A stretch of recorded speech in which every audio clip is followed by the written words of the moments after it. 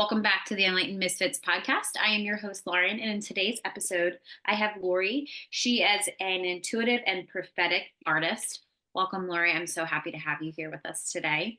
Thank you so much for inviting me. So Of excited. course. I'm excited for our conversation. So, can you kind of tell us a little bit about your journey to the current day, where you started, kind of your little bit of your story? Sure, I'd be happy to. So I was a person who I was a teacher, a special education teacher, turned social worker.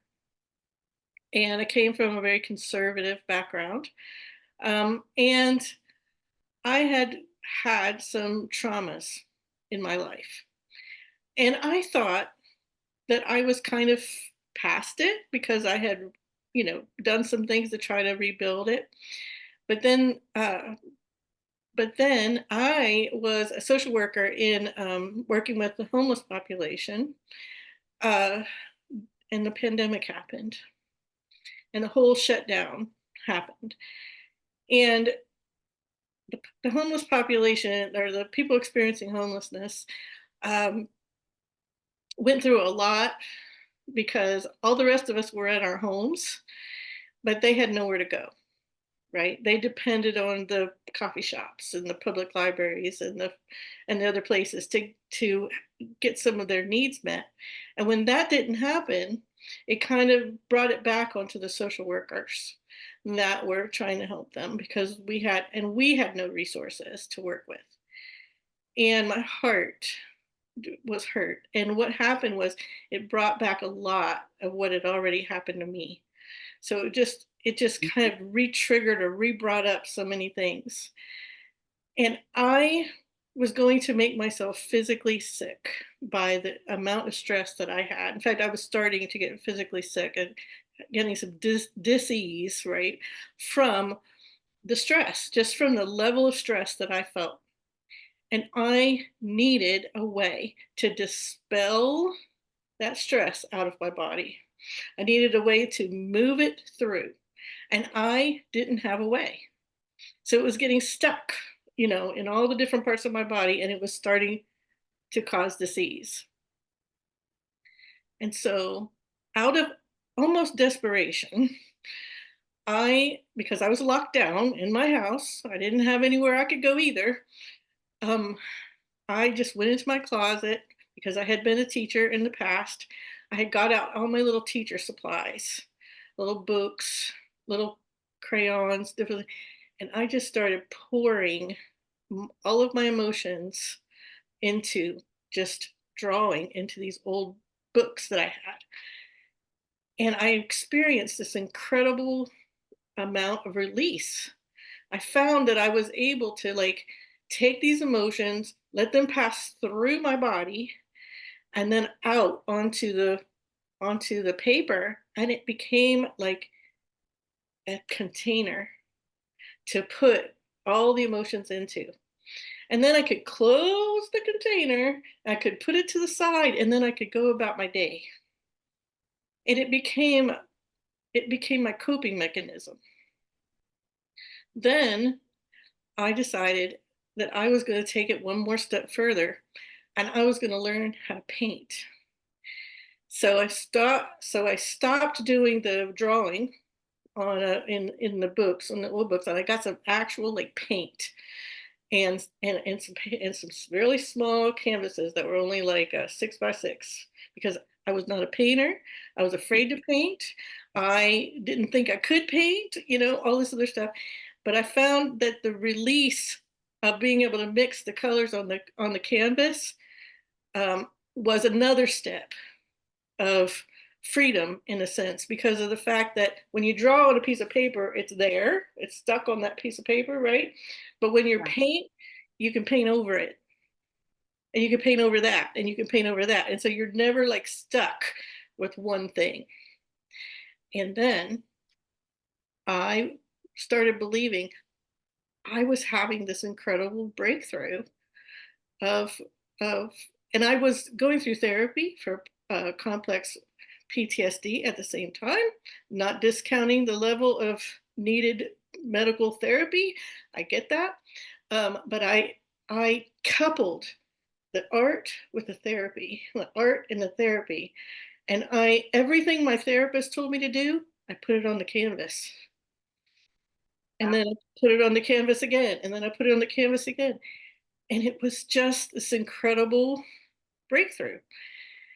So then I decided that I was the weirdest person in the whole world because I was the only person I knew who actually took art to use as therapy or as a therapeutic effect. So I searched out a community online and I was able to get a certification in creatively fit coaching, which means now I'm a certified creatively fit coach where I can lead other people through this process of of healing and exploration and self-discovery through art. Love that. I was gonna say, I love, love, love that you kind of, I want to say, talk more about, because I believe that, what do they call it? Talk therapy. Okay. So like more of like talk therapy Sure. works, right? But they're because I did talk therapy too, and I'm not bashing anybody that does talk therapy, but I feel like for me and my own journey, and especially your journey that you just explained to everybody, is that it needs something else, and that you just prove that in your own way. And I feel like a lot of my own clients too, that they always come to me, it seems like they're like, well, I done therapy for years and it didn't work. Okay. And I'm like, well, that doesn't mean that it doesn't work for everybody, but you just need something else, like holistic. It's more holistic. Like, what do you like to do? You know, do you like to do yoga? Mine started with yoga, and I was like, oh, I have to now be a certified yoga instructor. And then it was meditation, and then I was like, oh, now I got to go get my certification for meditation. And then it was human design, and then it like kind of kept going. Same thing with the shamanic journey. Then I was a shamanic practitioner. So it was like I always, at the end of the day, combined the general, like, talk therapy with something that I actually enjoyed, because I feel like for humans, our human side needs help. Our soul doesn't need help. It's our human side, so we have to kind of, I love that you explained it in that way, because I feel like when people go to therapy and it doesn't work, it's like they just stop. And then it's just like, I'm stuck and I don't know what to do. And I feel like that's when that anxiety comes in. That's when those triggers come back up, depression, if it's, whatever it is. And I feel like, in today's society with mental health, I feel like, I'm starting to see more people do things that they love, a lot, like painting or, being an artist. So I love that you don't call yourself, you never classified yourself as an artist, but now you've kind of owned it because you are, because that's what you use to help. So thank you for that. I was going to say that I've learned that there's a reason why, because of the different parts of our brain, right? The left side of our brain is the linear, logical side of the brain, and that is the side of the brain where words live. Right. The other side of the brain, the right side of the brain, our creative brain, our present brain, our brain that thinks only about possibilities, right?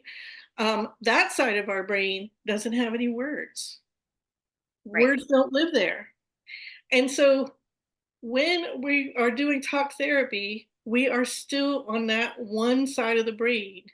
And if we don't pair it with something embodied, like art or exercise or movement of some kind of embodied way that exercises that right side of the brain, then our body has no way to dispel the energy that is in there, that the trauma came in, got stuck as Right. energy, right? It's energy. Right. It comes in, it gets stuck in some part of your body, in some part of your physiology, and you have to be able to dispel it out. And Right. I feel like talking doesn't dispel it out. It doesn't move it through in the same way. Yes. Yes. So No, I wholeheartedly not agree. bashing therapy because like I said, I believe it's essential. It's essential if you have experienced something that you need someone to help you through it, Right. right? There's in even what I do, I'm not a therapist. I But what I do is therapeutic, and there's a very different experience when you experience something therapeutic that you can do on your own, or you can do with a guide, and it just helps move things through. Yeah. Yeah, I say that too. I don't classify myself at no means. I don't have a degree in therapy. I don't want to have one. But when I started to kind of move through my own journey, I started seeing a pattern of people coming to me, calling like, and I, kind of went more into like I was very resistant to the label healer because I believe that we all are some type of healers for ourselves. But I Mm. realized the ability that I do have is I do have multifaceted trauma. I do have experiences through different things. I do have, I am a Reiki master, a Theta Reiki master, a, shamanic practitioner. So it's like now it's like, okay, I guess I can call myself a trauma healer because that's what I do. Right. But it's not like I'm going around healing people. I'm teaching people. I'm a guide to teach people how to heal. And I feel like sometimes when people are kind of on that, they've done so much healing themselves, it's hard for them to then say, it's just like me. It was hard for me to call myself a healer. I'm very resistant to it. When Spirit had said, this is who you are, I'm like, no, no, no, no, no. And it's like, you need to show me more, and it was more of like the universe kept saying, do you need any more signs? Like, come on. There's a Right? saying that I heard, and this is what turned me to saying I do art to being I am an artist, or I do this to help myself, but I keep it in my little notebook up on the shelf versus I'm going to tell everybody about this, right? Like the thing that shifted me was I heard a saying, I do not know who to attribute it to, but it was something like, if you want to know what your contribution is to the world, heal and then teach other people how to do it. Yes. So it's how you healed is how you can help other people heal and how we can eventually heal the world. Yes. And so it's important. Like so many people experience these things and Yeah. don't know what to do about it. Yes. And there's Yeah. many pathways through. And, Yeah. to find the one that works for you is an incredibly important journey. Yes. 100%. Now, when you speak about, the role that art and creativity played in your own healing process, would you say that especially this could help with trauma survivors and especially those trying to pursue a entrepreneurship, or they're inspiring to be entrepreneurs, or they want to start, or they already have, I should say, a business as an entrepreneur? I feel like to heal or to help other people heal, um, or even to start a business, you have to be in a place where you can serve others, right? And so if you are in a place that the purpose of starting your business is, I want to make money. The purpose of starting your business is, I want people to know me, or I want people to recognize me and look at my skills. If that is the purpose of starting your business, you may not be ready to start a business. Okay. Like a business should be at this highest level, it should be a service to other people in some way, helping someone through the traumatic healing experience. Um, First, what happens, I think, um, when we go through trauma is that we kind of forget who we are, Mhm. right? Something happened to us and we don't know what to do about that. And I think that's what causes trauma is something happening to us and we don't know how or what to do with it, right? And it's not blame, right? I'm not blaming anyone. There's something happened to you that you caused that thing to happen. Of course not, right? Yeah. But you still didn't know how to handle it. You didn't know how to make it move through. And that's why something that's traumatic to one person is not traumatic to another, because the traumatic to the person that doesn't see that as traumatic is because they were able to move it through, or they knew how to handle it.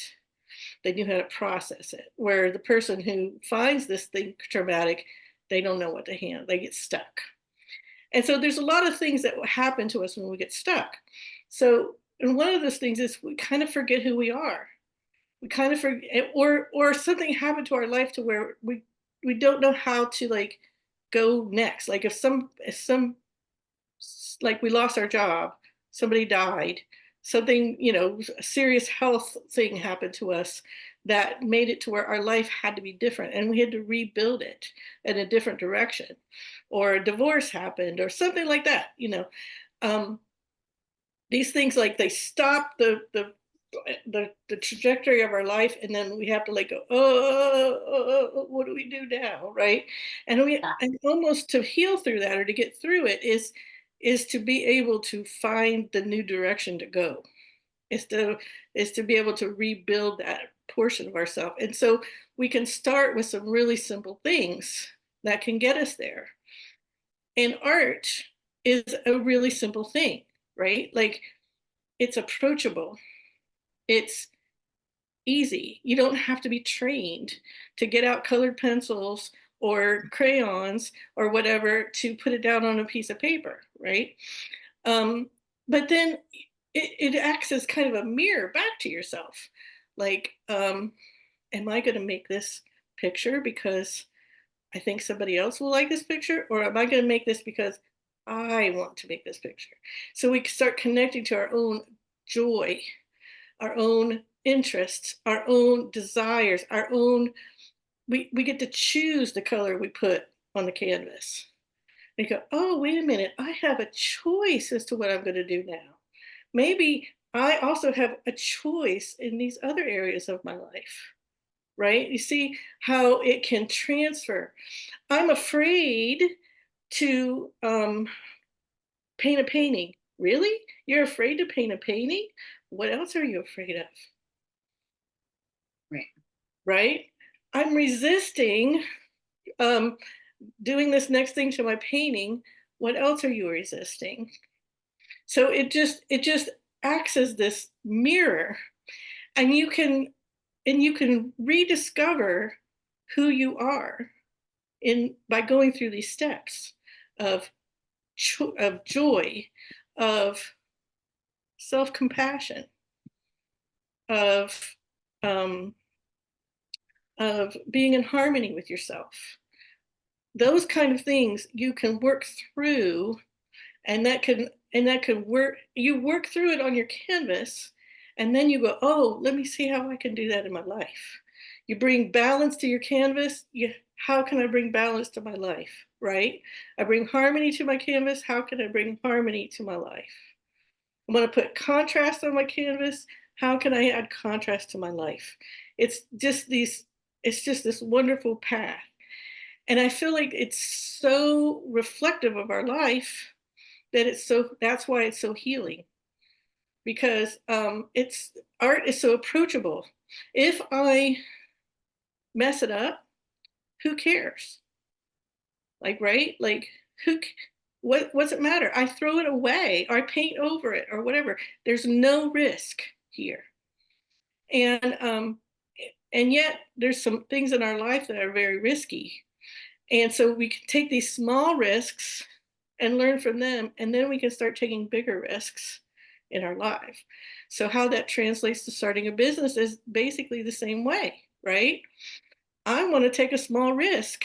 I want to I want to tell my neighbor or my best friend how she can start, or how she can start using art to help herself, and to go through these, like, choose some joy, make what you like on this paper, make a choice, take a risk, do all these different things. And you point her in those directions all the way through, and you start seeing, oh my goodness, this is really helping me, she says. I can't believe how much this is really helping me. This is, and then you go, oh, well, if this helps my friend, who else could it help? Right? And then there's a business, because the business starts with service. The business starts with of being able to do something that helps or gives a benefit to other people, and in return, that can give a benefit to you financially if you make it work.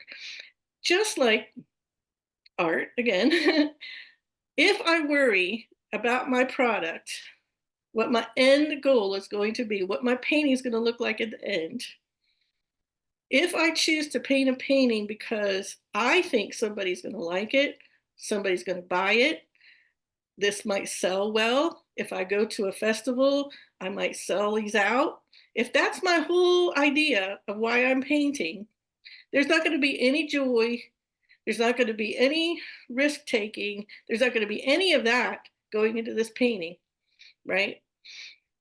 But if I then, but so if I'm so product oriented that I'm not worried about the process getting there, then my product is going to have this dull, lifeless, effect. And you can see this in art when you look at an AI painting, right? You can see the dull, lifeless computer effect of an AI created painting because you can see how unreal it is. That's what happens when you buy stuff from Target for your walls, right? It's just a lifeless product.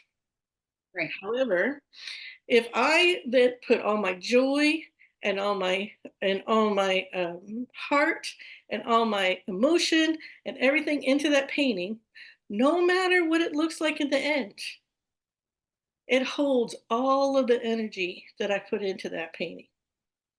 And that energy may actually speak to someone else, may actually connect with someone else. And that thing may um, be something that heals somebody else too. So this actually happened to me. I was at a festival and I was bored because nobody was coming to my table. And so I decided to just start painting. And so I got out my paints that I had with me and I started painting and I just painted, probably painted for about an hour, 20 minutes, an hour, I don't know. But this woman came by and she goes, what what is that you're painting? And I said, oh, I don't know, I'm just throwing paint down on the thing. I'm just bored, I'm just doing my thing here. She goes, I love it, are you going to sell that? And I went, well, I guess, you know.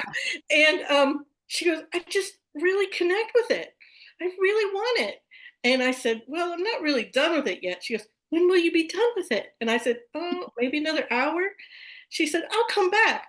I did not believe her. I thought she was just being polite, right? And so I just went on painting. About an hour later, here she comes back. How's my painting? She says. She bought it from me just like that. Before the paint was even dry, she takes it. And she said, this connected with my heart. Yeah. So what was I doing there? I was doing something, not worried about the product, not worried if I was going to sell it or not. I was doing it for myself, and it connected with somebody else, and then it blessed her. Now Yeah. she has it up on her wall, and she can connect to that energy anytime she wants. Yes. And I love that you said about the energy because I feel like even more nowadays that people can really feel the energy. I say that a lot of times, like when I'm helping clients do, like, if they're creating new courses or they're creating new offers. I always try to, the price tag, obviously you have to sell, we live in a 3D world. You have to pay bills and you have to, but I always say to them, and this is what I do for my own offers is I always put all of my heart and my, like everything that everything that I want to create in it. And then I wait to the end to put that, what should I charge? Because I feel like an entrepreneur, especially the entrepreneurs that I'm aligned with, it's everything is heart driven. So it's like the soulmate clients. Their soulmate clients will come to you. You don't have to go chase people. That whole dynamic of that part of the coaching world. coaching space, and I feel like the people that are drawn to you are going to feel your energy, and that is they're sometimes now, and this is a process. I don't want anybody listening to this thinking, oh, it's so easy. No, it's not. You have to do a lot of deep healing to get to this space, and I've done a lot of deep healing, and I know, Laura, you have too, to get to this space of, this is my product, this is how much I put into it, and this is how much it is. And it's very, like, I feel like streamlined a lot, once you get to that space. But I always notice people have money trauma. I have money trauma still that I'm working through. I have other trauma that I'm still working through. But at the time, I'm just real day life working through it. And I feel like that authenticity of, like, I'm human, you can do this too, all of that. I feel like that is also put into, I feel like, every piece of content that people make, because I can feel that too. Because I can feel if somebody is kind of like being fluffy and like, oh, I did this and this works this way, or if you do this, this will work. And I always, I'm like, I cringe at that sometimes, because I'm like, that doesn't work for everybody, and now you're giving this false hope, and now here goes shame, you're putting all this false hope, and then here comes shame up. I'm like, oh, like, this just feels so gross. So I feel like for me, and what I speak and how I kind of put content in the world is, I want to be very transparent and very clear and in integrity to, this worked for me, and I don't know if it's going to work for you, but you have to try it. And I feel like, your tool of art is a huge tool for people that are drawn to doing art. And even if they aren't, and meditation is not working, or, you're journaling and it's not, you're not getting it out, or whatever, you've tried everything. But you haven't tried this, I feel like, for those listeners, try this, just try it. Just go to the store, buy paint, do everything that, Lori was saying, that, try it. And I'm even thinking about, I'm going to try it. I've never tried it before. So I'm like, why not? Yeah. So That, can you, I'm sorry. good. Oh, I was just going to say, so for the people, the listeners, do you have any offers that you're offering? Do you have any courses that they could check out? Obviously, I'll make sure all of that stuff is in the description box, so they can connect with you if they feel aligned with, I want to try this. Do you have any courses, like if they want to do it themselves, like self-paced courses, I should say? So when I said that I had gotten certified in a creatively fit coach, and my mentor through that, her name is Whitney Freya, and she is an internationally known creator, artist. She teaches all over the world, and she has many, many courses out there that she's designed. She offered, after I became my certification, she offered to collaborate with me to put out my first course. And I thought this was an incredibly generous offer for her. And she's been an incredible mentor for me. And so we have this course that we did together, and it's called Rise Above, a Transformational Painting Journey. And in that course, it's a completely online, completely self-paced course. But in that course, you get 8 videos that Whitney created, and you get 8 videos that I created. And so Whitney has a method that she teaches called Painting Made Easy, and she teaches that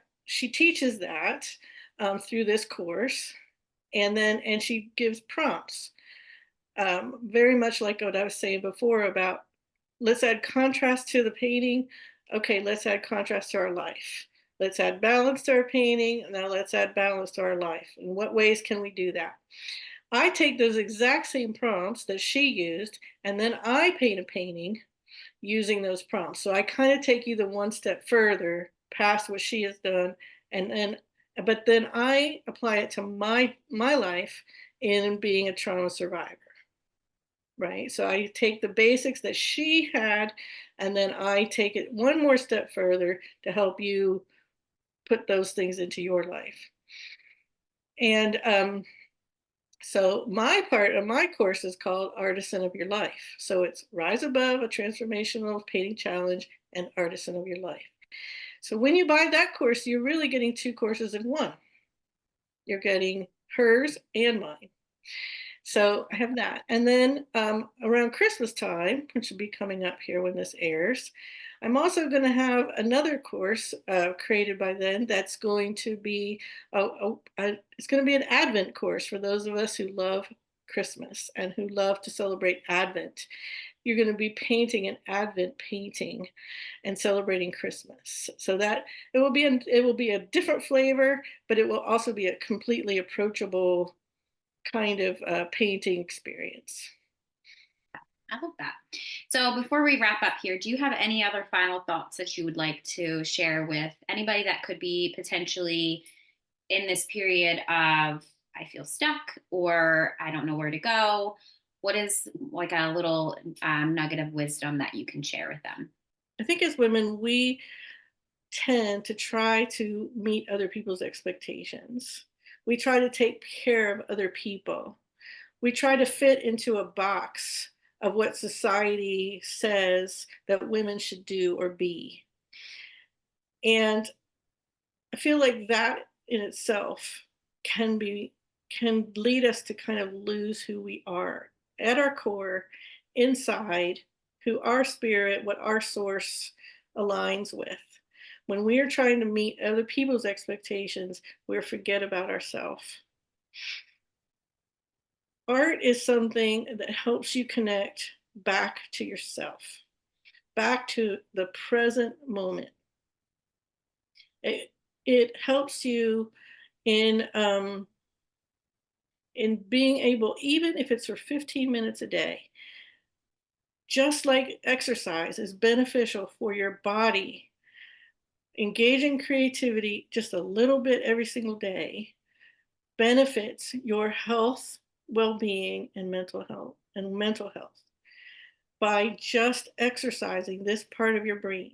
We have to exercise when we exercise our right side and our left side, and we want to make sure we're doing it equally or we're going to get in balance there.